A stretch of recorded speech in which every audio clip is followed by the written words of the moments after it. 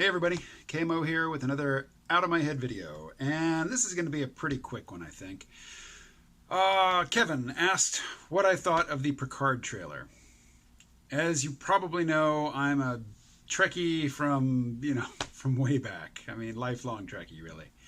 And I've been displeased with recent Star Trek properties, to put it mildly. I liked the first J.J. Abrams film, the 2009 Star Trek reboot. It was dumb as a box of hammers, but it was fun. And each one after that has been equally dumb, but less fun. And after the last one, Beyond, I just want them to stop. And it seems like they have stopped. Not voluntarily, but, their stars have gotten big and want a lot of money, which is great, because I just don't want to see any more of those movies. And Season 2 of Discovery was better than Season 1, but Season 1 was terrible. It was terrible. And, I'm a big fan of the Klingons, have been since Star Trek 3, really.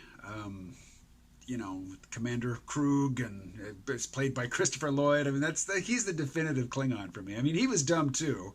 And he's a villain of the week, sort of mustache-twirling bad guy, but he did it with such style. I really, really like. I mean, he's like the definitive Klingon for me, more than Worf.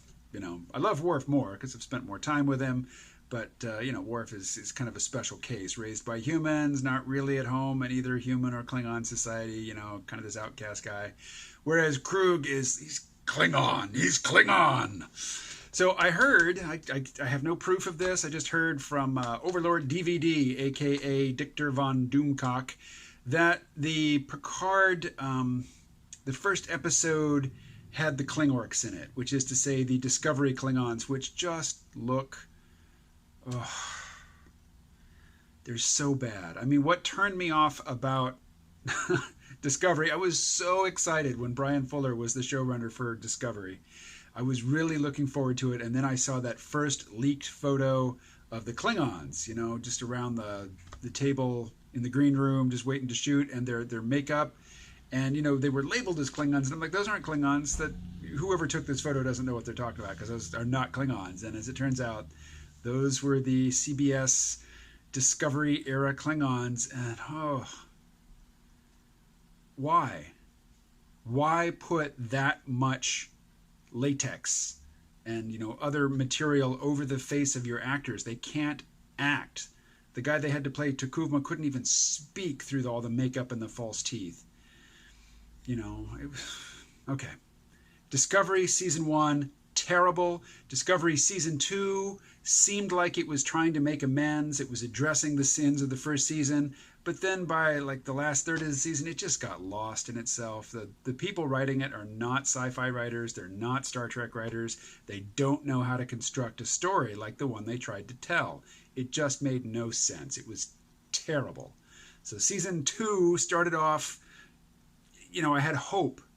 And I really liked Anson Mount as Christopher Pike. There were certain episodes that I really enjoyed. But by the end, I was like, oh, please. And, when they sent the Discovery, the Discovery, into the future, 1,000 years into the future at the end of Season 2, my fondest hope was that we, the point of view, the viewer, the camera, the audience, would not follow them through their time portal, but we would stay with Christopher Pike and Spock and number one on the Enterprise. And that would be, Star Trek Discovery going forward. We'd never see Michael Burnham or any of those other characters ever again. Okay. Cutting out the rant about Star Trek Discovery. This is from the same crew. It's got a different writer's room. We have a different showrunner because Alex Kurtzman, the original showrunner, can't be fired, so he got promoted, kicked upstairs, so his fingers are out of the pie, at least on a day-to-day level. And they've done massive reshoots, trying to course correct. We saw no Klingons. In the trailer, and yet apparently they played a big role in the first episode. But the Discovery Klingons. Okay, Discovery. Not talking about Discovery anymore. I am guardedly optimistic, but I think Doomcock had it best. Here's the graphic. Is Patrick Stewart going to be a bit part? Are they just using his face and his name and his voice to bring people in to tell an unrelated story about some made up, well, of course they're all made up, they're fictional characters, but this young woman who, yet again, we have this, this small female character beating the shit out of men, 1.5 times her size. There's 2 of them. They're armored and she's kicking their ass. So what is she? We've got Romulans, lots of Romulans in this. And the Romulans are actually a good thing because these days in Star Trek, if you're a white man and you're human, you're just going to get your nose rubbed in the shit. You're just going to get punished as an effigy for the rest of us. But if you have pointed ears and you're not human, well, then you might actually get to be, a character, a developed, likable character. So, maybe it's a good thing that we got so many Romulans in this. The Borg. Basically, the best movie from the Star Trek The Next Generation era of movies was First Contact. But First Contact was the beginning of the end for the Borg. Before the Borg, before First Contact, the Borg were just this, monolithic, no personality, no individuality, just relentless, assimilating machine. And, like the Terminator, it couldn't be bargained with, couldn't be reasoned with. You will service us. And then with Star Trek First Contact, we get the Borg Queen. So now there's a face and there's a personality to the Borg. And then came Voyager, and Voyager just destroyed the Borg as a credible enemy. Catherine Janeway and the Discovery with 7 of 9 just flew circles around the Borg. They were the Borg were completely incompetent, completely unable to stop this one Federation starship that was far from home, damaged, low on supplies, demoralized. When they just cut through an entire, all the entire Starfleet, all the ships that Starfleet could bring together to fight the Borg, to fight one Borg cube. The Borg cut through Starfleet like a hot knife through butter. And by the time, Voyager's over, the Borg are just, they're Keystone Cops. They're not a credible enemy anymore. So, the trade-off is we got 7 of 9, because 7 of 9 was introduced to save Discovery. Discovery certainly would have been canceled before its full 7-year run had she not been added to the mix. And, basically the rest of the cast became sort of secondary, just, support to 7 of 9, Catherine Janeway, and the Doctor. It just became the 7 of 9 and Doctor show with the occasional prominent role by Catherine Janeway, but everybody else just because we got pushed to the periphery.